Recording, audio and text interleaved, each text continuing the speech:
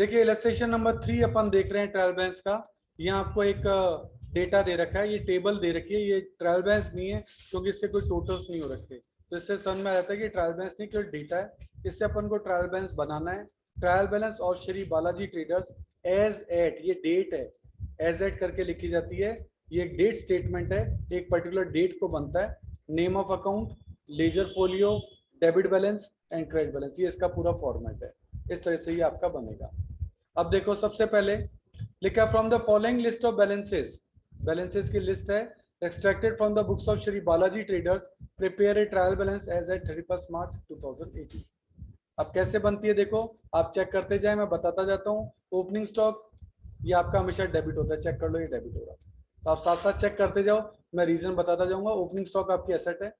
Purchase हमेशा debit होगा, sales हमेशा क्रेडिट होगी, कैरिज इनवर्ड खर्चा है, डेबिट होगा, कैरिज आउटवर्ड ये भी खर्चा है, डेबिट होगा। रिटर्न इनवर्ड ये बोलते हैं सेल्स रिटर्न को, और सेल्स रिटर्न हमेशा डेबिट होती है। रिटर्न आउटवर्ड ये होती है परचेज रिटर्न, और परचेज रिटर्न हमेशा क्रेडिट होती है। डेटर हमारी एसेट है, डेबिट होंगे।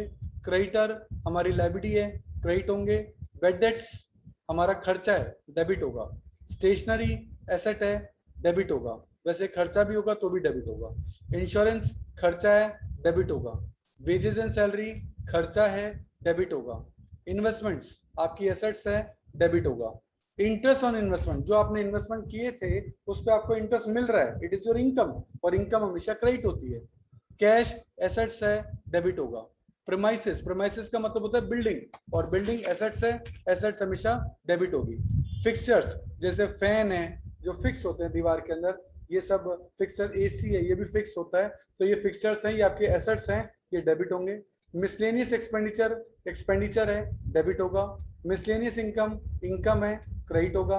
लोन ले रखा है एलआईसी से, लायबिलिटी है, लायबिलिटी हमेशा क्रेडिट होती है। लायबिलिटी पे इंटरेस्ट चुकाना है, ये इंटरेस्ट आपका खर्चा है। लायबिलिटी पे आप इंटरेस्ट पे करते हो, ये आपका खर्चा है, तो ये आपका डेबिट होगा। कैपिटल लायबिलिटी है, क्रेडिट होगी।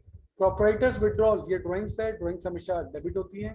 कंप्यूटर एसेट्स है, डेबिट होगा। गुडविल एसेट्स है, डेबिट होगा। स्टॉक, क्लोजिंग स्टॉक ध्यान देना, क्लोजिंग स्टॉक कभी भी ट्रायल बैलेंस के अंदर नहीं आता है, नॉट एडजस्टेड। नहीं भी लिखा हो तो भी, अगर एडजस्टेड लिखा हो तो एक अलग बात है, पर अभी हमारे नॉट एडजस्टेड ही आएगा शुरू के क्वेश्चन में। तो क्लोजिंग स्टॉक कभी भी ट्रायल बैलेंस के अंदर नहीं आता है, क्योंकि 31 मार्च तक हमें क्लोजिंग स्टॉक का पता ही लगता, इसलिए क्लोजिंग स्टॉक नीचे नोट करके नीचे दिखा दो, क्लोजिंग स्टॉक ट्रायल बैलेंस के बाहर आएगा, कभी भी क्लोजिंग स्टॉक ट्रायल बैलेंस के अंदर नहीं आएगा। इनपुट जीएसटी आपने जनरल एंट्रीज में डेबिट की थी तो यहाँ भी डेबिट होगी। आउटपुट आई जीएसटी आपने जनरल एंट्री में क्रेडिट की थी तो यहाँ भी क्रेडिट होगी। इस तरीके से ये सारे आइटम डेबिट और क्रेडिट ट्रायल बैलेंस में लिख दिए जाएंगे, और ट्रायल बैलेंस के दोनों साइडों का जो टोटल है वो आपका आ जाएगा 48,40,400।